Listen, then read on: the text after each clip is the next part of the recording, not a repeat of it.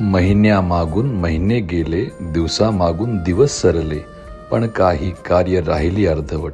बघता बघता इंग्रजी कॅलेंडर वर्षाचा आला शेवट.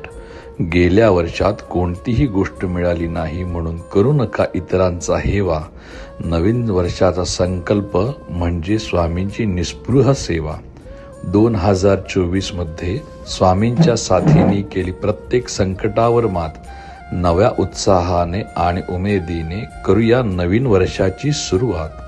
या नवीन वर्षात स्वामी सेवेनं यश येईल तुमच्या प्रत्येक कामी, कारण अशक्यही शक्य करतील स्वामी.